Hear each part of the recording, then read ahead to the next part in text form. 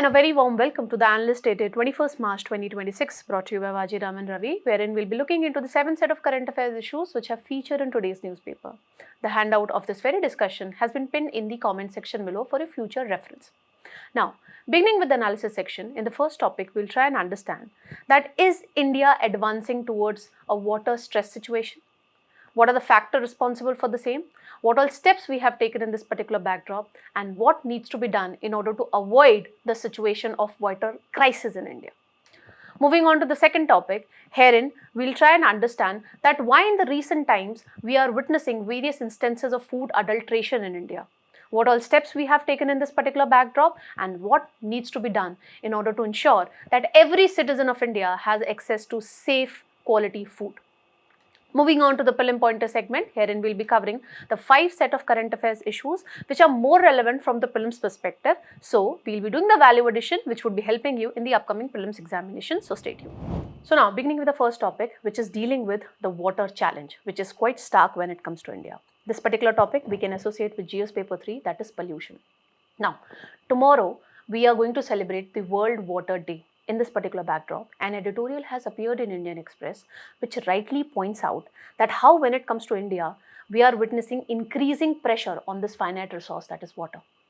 And this editorial has also offered very viable solutions that can ensure effective water management in India. Now, the first thing that we need to know from a prelims point of view is what is this World Water Day? So, every year since 1993, we have been celebrating this World Water Day on 22nd of March, that is going to be tomorrow. And through this World Water Day, what we are trying to do, we are trying to highlight the importance of fresh water. And we are trying to draw the global attention towards this very fact that even today, 2.1 billion people are living without access to safe, clean and drinking water.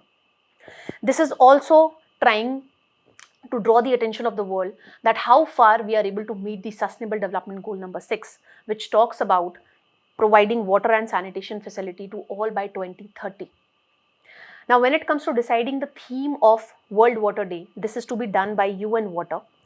And in 2024, the theme was Leveraging Water for Peace. 2025, it focused upon glacial preservation because the glaciers are melting at a faster pace, and experts have pointed out that if they continue to melt at the same pace, we will be losing the fresh water supply that we get from the Himalayan rivers.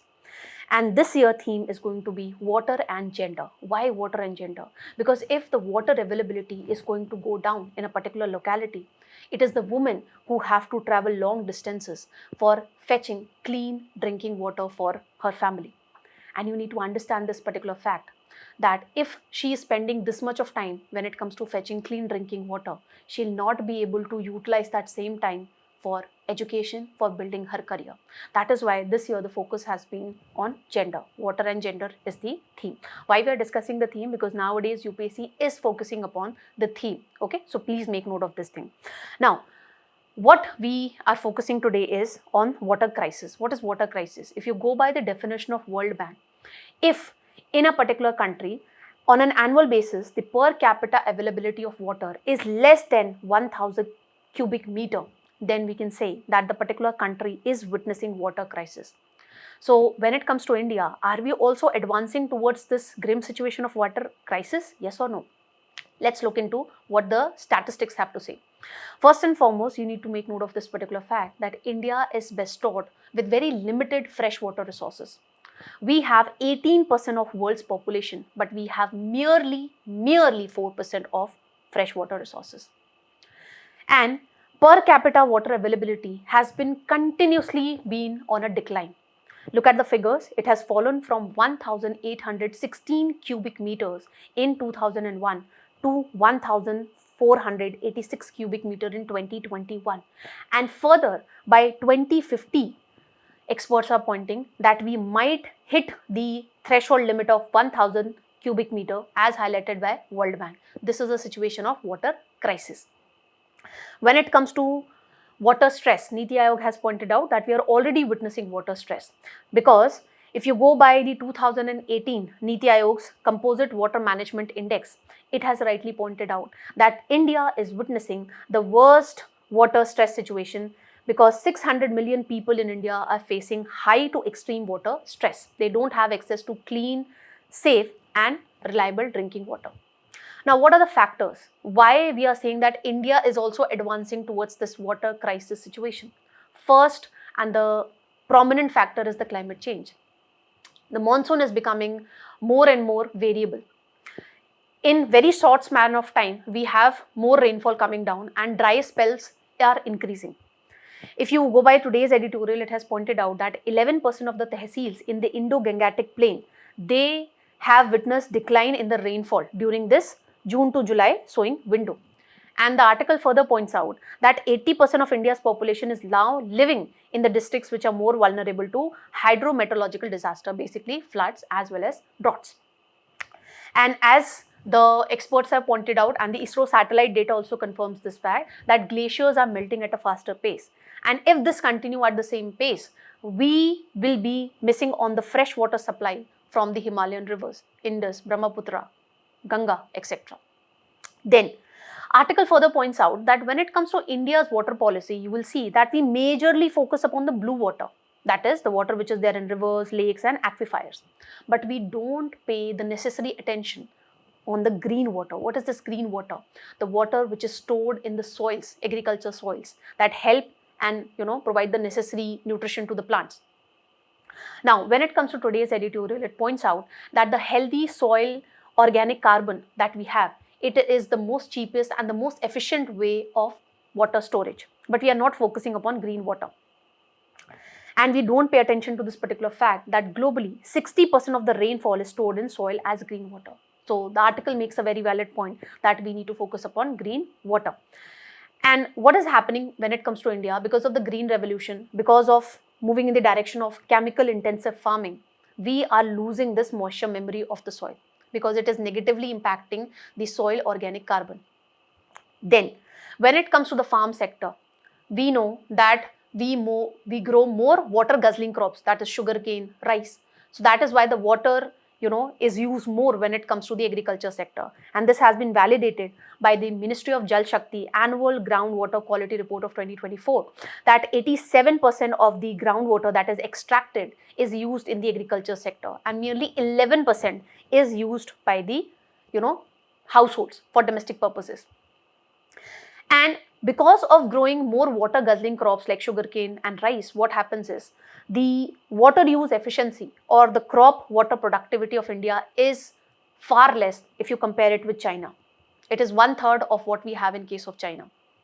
What is crop water productivity? It simply means that for producing a particular quantity of crops, what is the amount of water which a country is using? So in case of China, they are using less amount of water, and by using less amount of water, they are able to produce, let's suppose, 10 kg of rice or wheat. But when it comes to India, we are using more water to produce the same quantity of crops. Okay, so the water use efficiency is quite less in India, and when it comes to crop water productivity, it is also very poor because we majorly depend upon the flood irrigation. We don't intensively adopt the drip and sprinkler irrigation methods.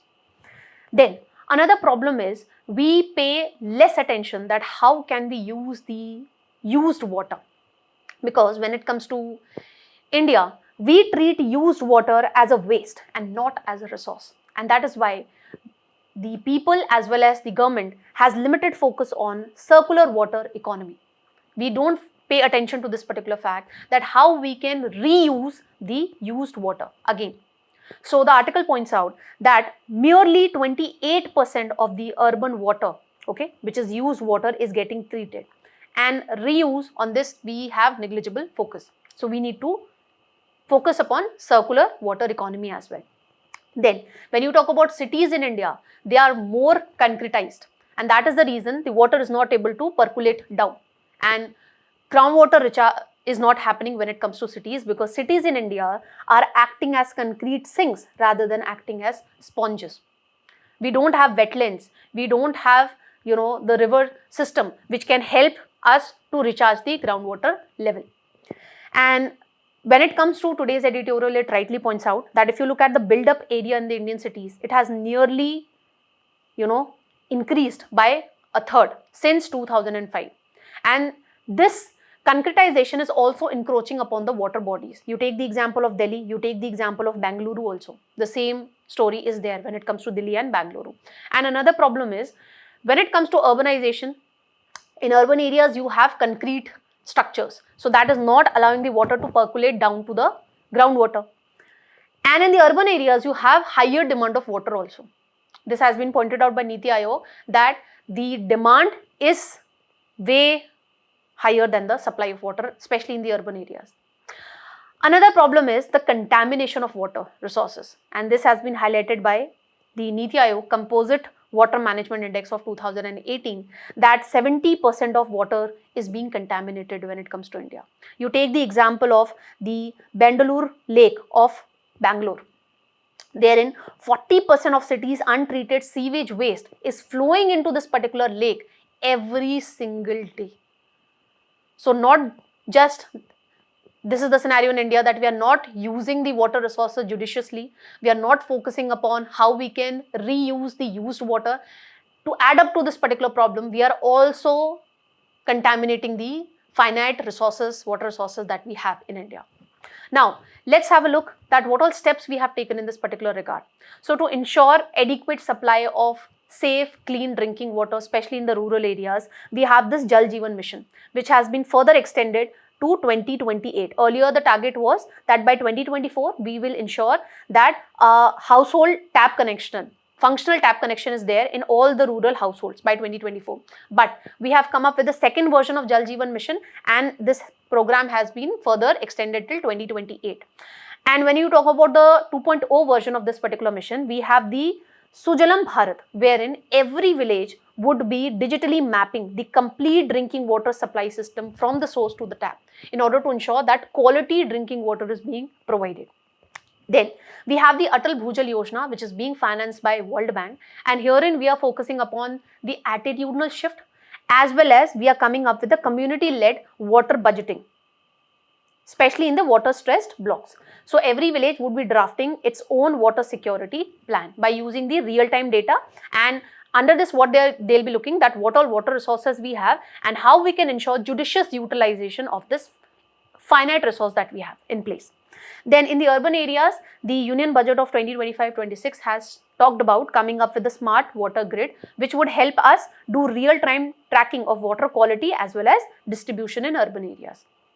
Then, to address the problem of flood in certain areas and drought in certain areas, we have this river interlinking programs as well. We have this Ken-Betwa river interlinking project. Then we are also focusing upon the aquifers. Okay, this is that, permeable layer which allow the water to percolate down and help us recharge the groundwater level. So under this National Aquifer Mapping and Management Program 2.0, we are not just doing the mapping of the aquifers, but we are also utilizing the hydrological knowledge to do the action on the ground. Okay, we are identifying the recharge zones where the recharge is better. Okay, and accordingly the plan could be, or certain projects could be planned, and we are also assessing the groundwater sustainability. So here real time data is being put to good use.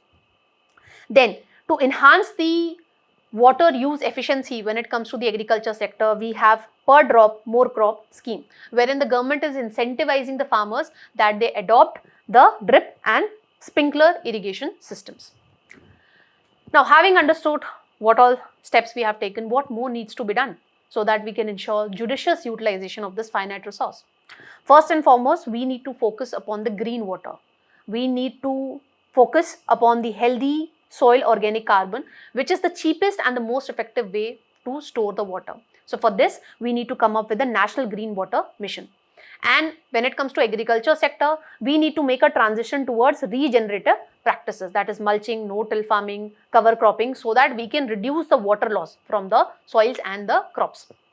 Then we need to focus upon crop diversification. So from rice, that is a water guzzling crop, or sugarcane, we need to make a shift towards pulses and millets, which are better from the point of view of nutrition, they are better from the point of view of water intake, and they'll also help us save money on the subsidies which the government is providing, because pulses and millets, they require less amount of fertilizers. Okay, so if we shift from rice to millets, we will be able to reap the triple dividend, that is better nutrition, environmental relief and fiscal savings also on the fertilizers. Then we need to pay attention to circular water economy. So herein we will change the attitude of the people. We need to start seeing the used water not as a waste but as a resource.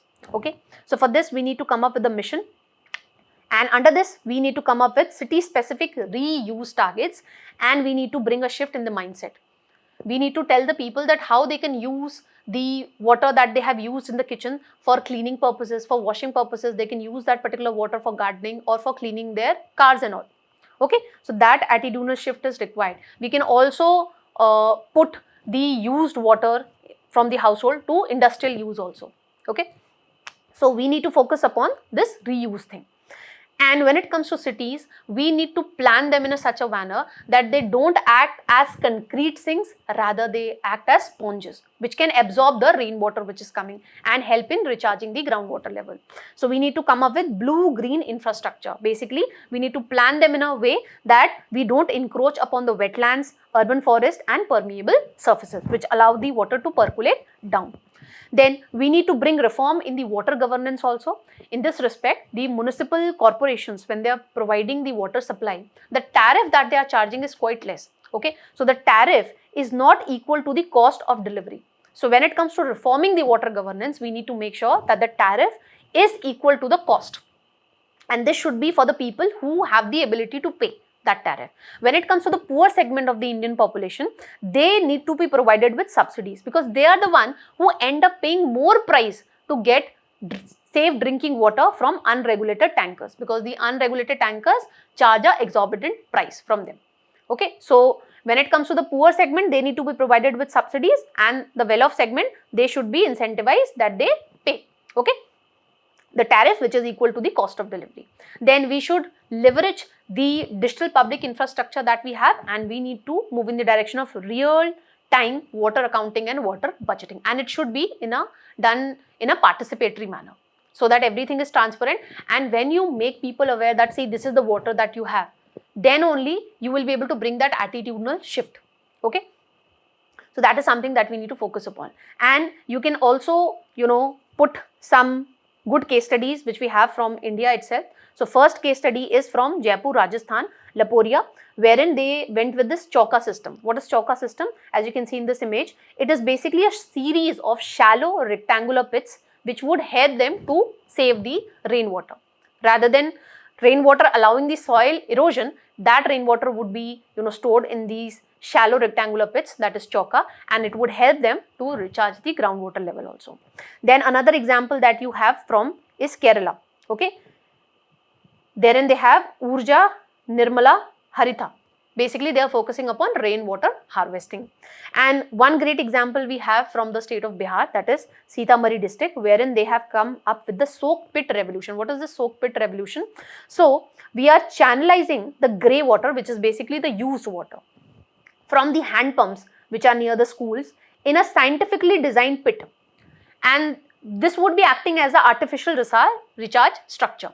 So this grey water from this hand pump, it would be flowing in this soak pit, and this would be designed in a scientific manner so that the contaminated materials stay upward and the groundwater, the water is getting filtered, and then it is recharging the groundwater level. Okay, so these are the good case studies which you can quote in your answer. Now, on the basis of discussion that we have, I have framed a practice question for you people. So do attempt this particular question. With this, let's move on to the next topic. Now, the next topic is dealing with the issue of food adulteration. Why we are discussing this particular topic of food adulteration? Because recently, from various corners of India, we have come up with food adulteration related instances. For example, in UP, you have adulteration instance with respect to kuttu ka atta, which is consumed during the Navratris. And we have milk adulteration from Andhra Pradesh, okay, wherein 15 people are critical after consuming the adulterated milk. This particular topic you can associate with GS paper 2, governance as well as regulatory bodies. Now, first and foremost, what we need to understand is, what is food adulteration? So food adulteration basically is a process of deliberately adding harmful, inferior and non-authentic substances to the original product. Why? Basically to bring down the cost of production or to increase the quantity. Now, under the Food Safety and Standard Act of 2006, the Food Safety and Standard Authority of India is there, which regulate the standards and it also enforces the food safety norms so that we can ensure safe food being supplied to the consumers. Now, this is the list of the food adulterants. Okay. For example, when it comes to milk, you have unhygienic water, chalk powder being mixed, soap water, hydrogen peroxide. This lead to food poisoning, heart problems, cancer, nausea, vomiting. Then in the oil, you have arachidonic seeds. Then in ghee, you have vegetable oils, animal body fats, okay, which can lead to anemia, enlargement of heart. Chili powder, instead of chili powder, they are giving us brick powder, sawdust, which can lead to stomach related problems. So you can just go through this particular list. It becomes important from prelims point of view. Now, what is the state of food adulteration in India? So last year, Delhi police seized nearly 6,800 units of adulterated ghee and sweet during the Diwali time.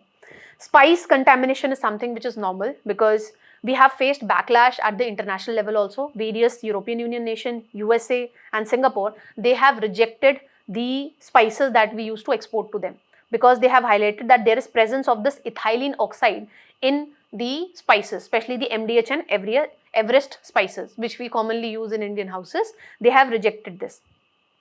Then, if you go by Observer Research Foundation, they have pointed out that India records around 100 million cases of foodborne illness annual basis पे. This is leading to these many deaths, more than 1 lakh deaths. And if you go by the National Survey on Milk Adulteration, which was carried out in 2011, it revealed that 70% of the milk samples that were tested in India, they did not met the standard of food safety, which is outlined by Food Safety and Standard Authority of India. And this Maggi controversy, I'm sure you all would have heard, because Maggi used to claim that it does not contain monosodium glutamate. But when it was tested, it was found that it does have this monosodium glutamate. Now, why is this food adulteration persistent in India? First and the foremost problem is ineffective risk communication. Food Safety and Standard Authority of India come up with this maximum residual limits, okay, acceptable daily intake when it comes to, the pesticides or whatever element that could be used in a particular packaged food. But these technical terms are not understandable by a common public. We don't understand that what is this maximum residue limits, what is this acceptable daily intake, okay, because they come in very minute quantity. They are expressed in parts per million or parts per billion, which is very difficult for common consumer like you and me to comprehend. So that is first problem. Another is deceptive marketing. Recently there was a controversy with respect to lactogen also, that they are showcasing this thing that this is a healthy food for babies, but it has high sugar levels. Okay, so deceptive marketing is a thing because they highlight that this is a healthy superfood, but they are not following the guidelines given by the Food Safety and Standard Authority of India. Then we have a huge informal food sector. I am sure every one of you would enjoy having pani puri at a pani puri stall. But the problem is these informal street vendors, okay, which are providing you food, they are usually outside of the ambit of Food Safety and Standard Authority of India regulation. They don't usually follow the standard protocol, because when it comes to the formal sector, it is under the ambit of the Food Safety and Standard Authority of India. But the informal sector, the golgappa that you have, the pani puri that you have, the chaat that you have at the food corners, okay, they are usually unhygienic and they don't follow the standard guidelines.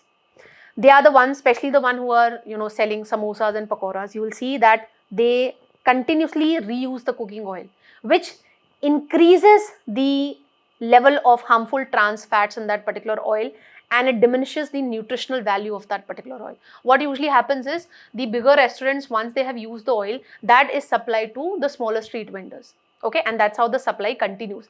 And we are the ones who end up enjoying these samosas and kachoris, pakoris, etc. Okay, and this ultimately lead to stomach related illness. Then there is weak enforcement. Recently, we came across this milk adulteration.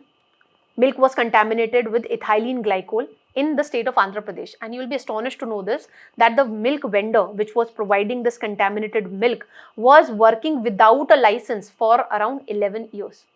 So you can very well see that how weak is the enforcement of the food safety guidelines that we have in place. There are irregular food audits conducted by the authorities. Then there is ineffective deterrence. Even if you are providing unsafe food, you will only be getting a jail term of 6 months. This is not an effective deterrence. Okay, we need to come up with harsher punishment, because after consuming this unsafe adulterated food, I can also die at the end of the day. I might have to bear a huge medical bill also. So stringent punishment need to be put in place in this particular respect. Now, what all steps we have taken in this respect? First and foremost, we have established this Food Safety and Standard Authority of India under this particular Food Safety and Standards Act of 2006, and this is the body which is outlining strict regulation when it comes to manufacturing, storage, selling and importing food items, and penalties are also there if you violate the guidelines. Then the Food Safety and Standard Authority of India is aligning our food safety regulation according to this international best practice, that is Codex Alimentarius Commission. And under this, we have adopted a risk-based approach to food safety. We have set up the maximum residue list for pesticides. We have defined the safe levels for food additives, and we have adopted the standards for contaminants also. And this is in alignment with this Codex Alimentarius Commission. Okay, so we are following the best international practice. Then we have come up with this HFAST. Okay, that is Hyderabad Food Adulteration Surveillance Team, which outlined the unit operational focus with an emphasis on tracking adulterated food. We have come up with a toll-free number also, okay, wherein you can report the instances. And we have also come up with the food safety on wheels, wherein we have deployed 305 mobile testing labs across 35 states and UTs for instant on-site adulteration check. We are also coming up with the Eat Right India movement. Okay, we have created sugar boards and oil boards in the schools so that children in the school, they consume and they develop better eating habits. Okay, we are also monitoring the e-commerce dark stores, okay, which are used by quick commerce outlets like Blinkit and all. And there are around 277 such stores, and the government has given this particular guideline that they need to get the license from the Food Safety and Standard Authority of India in this particular regard. Now, what more needs to be done? So, like we have come up with this HFAST in Hyderabad, similar, surveillance team should be created in other states as well, so that there should be regular food audit should be conducted on a regular basis. Until and unless the people who are providing us unsafe food, they don't have this threat that they'll be caught, they will continue to provide us adulterated food. So we need to come up with such more adulteration surveillance teams in other states as well. Then, like we are doing in Mumbai, okay, we have come up with this food safety training for the street vendors. So similar food safety training should be provided to the street vendors across the country. We need to do their capacity building so that they can handle the product safely, they ensure effective disposal, okay, effective storage, and this would enable us to do the formalization of the informal street vendors. Okay, this is a good practice that needs to be replicated other cities as well. Then, as the Food Safety and Standard Authority of India has come up with this DART manual, that is detect adulteration with rapid test. Okay, this is enabling the common consumers like you and me to understand that whether a product is adulterated. For example, for milk, they have said that if you want to check that whether the milk is adulterated or not, you put it on a tilted surface, and if the milk would fall rapidly, that means it is adulterated. If the milk is original, it would fall at a slower pace.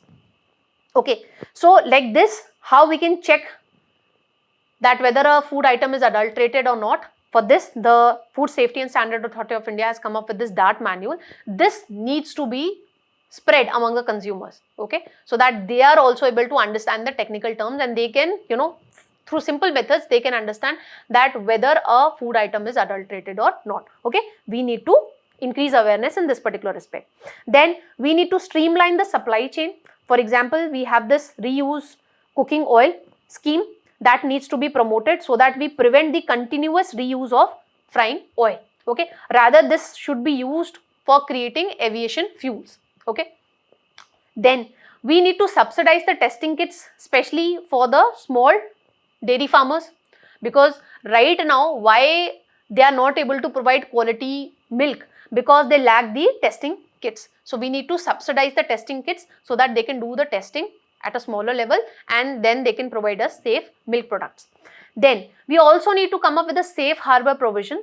So if anybody is reporting that yes, there is contaminated food being provided, that person should get lesser penalty. Okay, so we need to ease the penalty for dairy operators who report that yes, our milk has got contaminated. Then in that case, stringent punishment should not be provided to them. This would enable us that there is early disclosure and accordingly the authorities can act in time and they can save the lives. Okay, so basically we need to work on a 360-degree approach. We need to ensure effective, enforcement of the laws. Okay, regular food audit should be conducted. We need to ensure that whosoever is providing the food, that person has the proper food license from the Food Safety and Standard Authority of India. We need to formalize the informal street vendors who are providing us food, okay, so that they also adopt healthy and safe practices. And then we need to increase awareness among the consumers in this particular respect, and we need to bring the necessary changes in the supply chain as well. Okay, like this Rupee initiative. That's all that we need to know with respect to this particular topic. I have framed a practice question for you people. So based on the discussion that we have, please try and attempt this particular question. With this, let's move on to the prelim pointer segment. Now, let's begin with the prelim pointer segment. The first article is related to depreciation of the Indian rupee as compared to dollar. So rupee has breached this $1 equals to 93 rupees mark. Okay, and if this West Asian crisis is going to continue further, the experts are further pointing out that it might fall down to 94 rupees or 95 rupees per dollar. Okay, and this crisis has widened. Why? Because recently Israel has attacked the South Pars, which is the world's largest natural gas field, which is situated between Iran and Qatar. Okay, now when it comes to India, we follow a managed floating exchange rate regime. And why are we selling dollar? Let's try and understand this thing. Okay, this particular topic you can associate with the prelim segment, basically economy and in particular exchange rate. Now, first and foremost, what is this exchange rate? Exchange rate is you are exchanging one thing for another commodity. So exchange rate in terms of currencies is how many units of my domestic currency I need to give you in order to get 1 unit of the foreign currency. Okay, that is what is exchange rate. Price of one currency in terms of another. How many rupees I have to give you in order to get $1. That is what is exchange rate. Now, in flexible exchange rate, as the name itself suggests, everything would be determined by market forces of demand and supply. Okay. Now, currently what is happening in India, this you can understand with this particular graph itself. Now, initially the exchange rate was here. As you can see, exchange rate was $1 equals to 60 rupees. Now, what happened? Suddenly, demand for dollar has increased. Why? In case of India, you can associate this thing that we are importing more crude oil. Okay, crude oil is an essential raw material for us, and since crude oil has become costly, so we need more dollars to buy crude oil. That is one reason. Due to imports, our import bill has increased, so that is why we are demanding more dollars. Secondly, as you can see here, the foreign investors are leaving India. So if they are leaving India, again they are also demanding more dollars. So we are witnessing capital outflow from India. So because of this, what is happening is demand for dollar has increased. Okay, supply has remained the same, as you can see here. So demand have increased from here to here, D1. Now what would happen in this case? If you understand inflation, when the price of a particular commodity would go up, if the demand is greater than the supply, and that is what is happening in this case. We have supply of dollar is the same, but the demand for dollar has increased. That is why now I need to pay more rupee in order to get 1 unit of dollar. As you can see here, at OR1, that is this, here I need to pay rupee 70 to get 1 unit of dollar. Okay, just understand it with the inflation mechanism. I give the example of onions. When it comes to 1 kg onion, when the price would increase, when there could be two possible scenarios. Either the demand for onion is greater than the supply. This could happen because the demand has increased, the supply has remained intact, or the another scenario could be that demand is same, but it has, is higher than the supply. Why? Because the supply of onion has gone down. In this scenario, in the present scenario, which one is acting? This one is acting. Supply of dollar is same, but the demand for dollar has increased. Why? Because India is importing crude oil and it has become costly because of the West Asian crisis. And secondly, the foreign investors are going out of India. So we are witnessing capital outflow from India. Again, the foreign investors, if they are going outside India, ultimately in return of rupee, they are demanding their dollar. So they are leaving rupee and they are demanding more dollar. So because of this increased demand for dollar, what we are witnessing is rupee has depreciated. So depreciated basically means, depreciated is a word that you will be using when you have the flexible exchange rate. When the market forces are determining the exchange rate. Okay, then we use the word depreciation. So if rupee is depreciating, that means the dollar is appreciating. Okay, that is what is flexible exchange rate regime. Another is fixed exchange rate regime. Here it is not the market forces, rather it is the government which would be fixing the exchange rate. Let's understand in what scenario the central bank of a country would be buying dollars or it would be selling dollars. Now let's suppose the market determined exchange rate is at E here.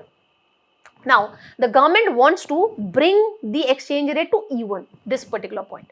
Okay, let me erase this. Originally it was here and I want to bring the exchange rate to E1. Now what I need to see is which is higher, whether it is supply or it is the demand for dollar. So as you can see in this case AB, the supply of dollar is greater than the demand for dollar. So what I'll do, I need to absorb this excess supply. How I'll do this? By purchasing dollars. Okay, so in this scenario, if I want to bring exchange rate from here to here, I need to buy dollars. Okay, that is purchasing dollar because supply of dollar is higher. This scenario is basically referred to as devaluation. Devaluation is when the government of a particular country is, reducing the value of its own currency in comparison to other foreign currency, or in our case it is dollar. Now if I want to move from this to this, that is E2. So again I need to see which is higher, whether it is demand for dollar or supply for dollar. Herein you can see that the demand for dollar is way more higher than the supply for dollar. What I need to do, if I want to maintain the exchange rate here, I need to absorb this excess demand for dollar. How do I absorb this excess demand for dollar? By selling dollars. Okay, so herein this scenario is basically referred to as devaluation. This is devaluation, this is revaluation. Devaluation you can understand, let's suppose here it was $1 equals to 60 rupees. Devaluation means now $1 would be equals to 70 rupees. I have to give more rupee in order to get 1 unit of dollar. Revaluation means $1. For this I need to pay only 50 rupees to get 1 unit of dollar. Okay, if you have understood this thing, now you can understand that why RBI is selling dollars to prevent rupee from depreciating. Let's go back to this regime because here market forces are acting. Now what we understood, that currently what is happening, initially we were here, but because of increased demand for dollar we have went here. Okay, now I have to pay more Indian rupee to get 1 unit of dollar. Now if RBI has to bring the exchange rate again to this R1 position, what I need to do, I will see that okay, this is the new demand for dollar. I will see that which is higher. Here which is higher? It is the demand for dollar. So demand for dollar is way more high than the supply for dollar. And we studied right now, if the demand is more, you need to absorb this excess demand. How do you do that? By selling dollars. And this is what you can see here. That is what the RBI is doing. Okay, RBI has sold this many dollars to basically prevent the rupee from depreciating. You need to make note of this particular fact that when market forces are acting, we use the word depreciation and appreciation. But if you have this fixed exchange rate regime, we will be using the word devaluation and revaluation. Clear? What is managed floating exchange rate? This is the exchange rate regime that we follow in India. So when it comes to RBI, when do you think the RBI is going to intervene in this exchange rate thing? It's not normally that the RBI would be intervening. RBI would allow the market forces to determine the exchange rate when it comes to dollar. It would be intervening when it comes to the exchange rate thing only when there is huge volatility in the exchange rate. That is what is the scenario right now. We have not clearly stated that, okay, if the rupee would be breaching this 90 rupee mark, or for that matter 93 rupee mark that we have seen currently that has happened, then only RBI would be intervening. It is up to the RBI. RBI would be intervening only when it thinks that there is huge volatility in the exchange rate, then only RBI would be intervening. As you can see here in this article, it has been clearly written that it is up to RBI that when it wants to intervene, okay. Because we have not set any such particular mark that, okay, if rupee will go down below this level, then only RBI would be intervening.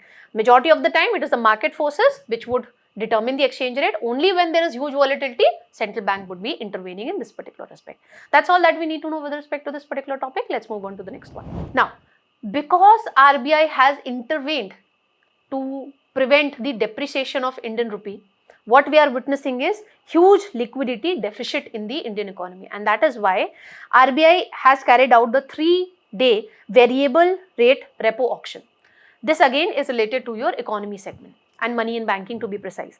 Now first you need to understand what is this normal repo rate.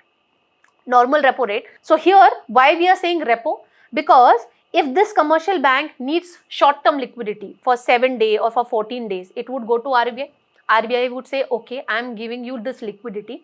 In return, you have to keep some government securities as collateral with me.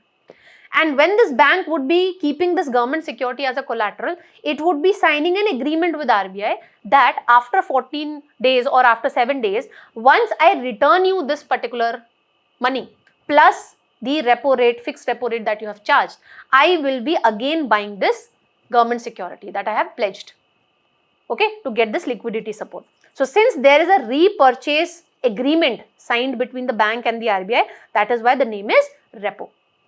Okay, so basically the agreement is that after 7 days, I will be rebuying this particular government security at a higher price. That higher price is the money provided by the RBI plus the fixed repo rate charged by the RBI. Now, one thing that you need to keep note of, that this government security cannot be the SLR quota government security, that is statutory liquidity ratio government securities. Okay, the bank is not allowed to pledge the SLR quota government security to get the liquidity support from the RBI under the repo rate. Bank can pledge the SLR quota government security under the MSF. Okay, that is marginal standing facility rate. That is why you see MSF is always higher than the repo rate, because RBI is charging a penal rate on the commercial banks because they are using their SLR quota government security to get this liquidity support on an overnight basis. Now, having understood this repo rate, you have understood this thing that here the repo rate is fixed and it is fixed by the Monetary Policy Committee. What is this variable repo rate?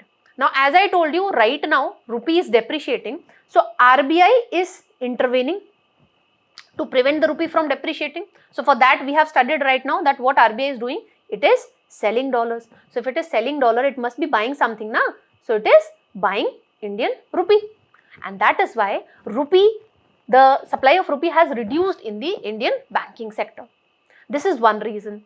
Another reason is the banks have paid advance tax to the government. So that is why also the liquidity has gone down. Now, to address this short-term liquidity deficit, RBI comes up with this variable repo rate thing. And when it would be majorly done, when it sees that there is huge liquidity deficit in the banking sector. And how do you get to know that there is liquidity deficit in the banking sector? When you see that the call money rate, wherein you are getting the money for 1 day, okay, is greater than the repo rate. Then in that case, RBI understands this fact that yes, liquidity deficit is there in the economy. So to inject short-term liquidity, and in that respect, the commercial banks do have to provide collateral, that is government securities. So to address this short-term liquidity deficit, the RBI comes up with this variable repo rate. Usually it is, the tenure for this is less than 14 days. And that is the case with repo rate also, 7 days or 14 days. Now, how the interest rate is going to be determined? This is what differentiate the repo rate and the variable repo rate. Okay, repo rate, the interest rate charged by the RBI is going to be fixed, and that is to be set by the Monetary Policy Committee. Here, how the mechanism is going to work, let's just understand. Now, first, RBI takes an account of what is the liquidity deficit in the economy. Okay, based on that, RBI would say that, okay, this is the amount of money I am ready to provide to the commercial banks. So commercial banks would do the bidding, that how much money they need. So if commercial banks are making more bidding, that means there is higher demand from the banking side. So if there is higher demand, higher would be the interest rate. So here interest rate is not fixed, rather it is dependent upon that how much bidding is done by the commercial banks. Okay. Generally, you see that variable repo rate is less than the repo rate. Okay. Generally, that is the thing. Only then the banks would be, incentivized to get this liquidity support from the RBI. Otherwise, they can do it in repo rate also. Why they would get this liquidity support at a higher rate than the repo rate? But if there is high liquidity deficit and there is higher bidding done by the commercial banks, then in that case, in certain scenarios, variable repo rate can even go beyond the repo rate, and that is what has happened right now. Okay, it is because there is huge liquidity deficit within the banking sector. That's it that you need to understand here. You need to keep this thing in mind, that when it comes to variable repo rate, the interest rate is not fixed. It is determined based on this auction process. Okay, that's all. Let's move on to the next topic. Now, again, because of this West Asian crisis, the price of premium petrol has been increased by 2 rupees per litre by the government, but the government has assured that this price would not be getting reflected when it comes to the normal petrol. This particular topic you can associate with the prelim segment, that is important events of national importance. Now, let's just understand that what is the difference between premium petrol and normal petrol. The difference is in their octane rating. What is this octane rating? Premium petrol has higher octane rating as compared to the normal petrol. So, this higher the octane rating, it is that the fuel can resist knocking. That is a loud, harmful metallic sound when the engine starts. Okay, so that is why when it comes to premium petrol, it is more expensive, and this is a petrol which is actually used in high-end luxury cars. Normal petrol, it is more affordable to the common public, and when it comes to premium petrol, it also have cleaning additives, okay, which clean the engine's internal parts whenever you drive that particular car, and that is the reason the high-end car, luxury cars, they are smooth when you drive them. Okay, when it comes to normal petrol, no cleaning additive is added in that. So when it comes to premium petrol, it is recommended for high performance engines, racing cars and all. And when it comes to normal petrol, obviously what is used by common man, standard bikes and cars. Mileage, slight improvement in mileage for high end cars, standard mileage is provided when it comes to the normal petrol. Engine performance, as cleaning additives are there in the premium petrol and high octane rating is there, the engine performance is very smooth and there is less knocking. Okay, reverse is the case when it comes to normal petrol. Emission levels slightly lower because of the additives, because the engine is getting cleaned. Okay, whereas when it comes to the normal petrol, there is standard emission. Now, who buys this premium petrol? So, when it comes to India, we import the crude oil. China and India are the major importers of crude oil, and then since we have the largest refineries, okay, so we refine this and we come up with this premium petrol and then we export it when it comes to India. At the global level, USA, Saudi Arabia, Russia are the biggest exporter of the oil products. Then where it is used, as I told you, when it comes to the premium petrol, it is to be used in luxury cars, sports cars and bikes. That's all that we need to know with respect to this particular topic. Let's move on to the next one. Now, way back in 2023, in the Anup Baranwal versus Union of India case, Supreme Court has stated that when it comes to the selection committee, which would be giving the advice to the president that who should be appointed as the chief election commissioner, in that committee, CJI, Chief Justice of India, should be a member. But when it comes to the CEC and other election commissioners, appointment, condition of service and terms of office act of 2023, CJI was not a part of the selection committee. Okay, in place of CJI, we have the Union Cabinet Minister, which is to be nominated by the Prime Minister. We have Prime Minister as the chairman of this selection committee, and you have the leader of opposition in the Lok Sabha. Now, a petition was filed in this respect that CJI should be a part of the selection committee, okay, which is involved in the appointment of chief election commissioners and the election commissioners.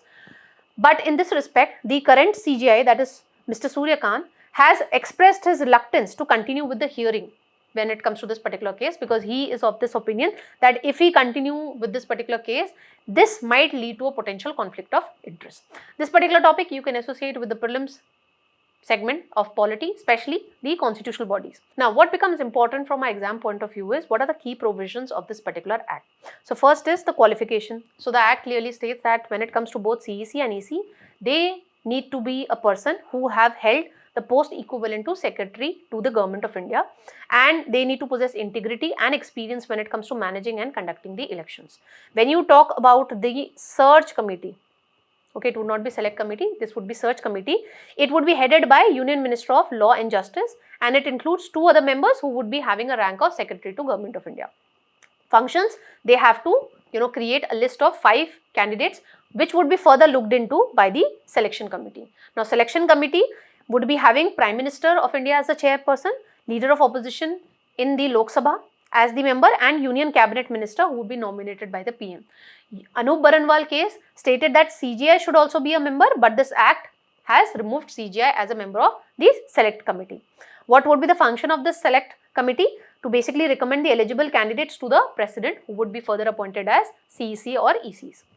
Now, when it comes to the terms of office, so tenure would be 6 years or until 65 years of age, whichever is earlier, and if an election commissioner become a chief election commissioners, then the combined tenure cannot exceed 6 years. Reappointment is not allowed now. Then salary would be equivalent to Supreme Court judge. When it comes to resignation, they can resign by writing it to the president, and when it comes to removal, the chief election commissioners would be removed on the same ground and by following the same procedure that we follow for removal of Supreme Court judge.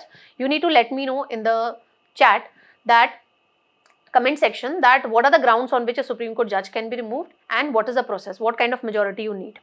Then when it comes to election commissioners, they require, for their removal, you require the recommendation of the chief election commissioner. That's all that we need to know with respect to this particular topic. Let's move on to the last topic of today's analyst.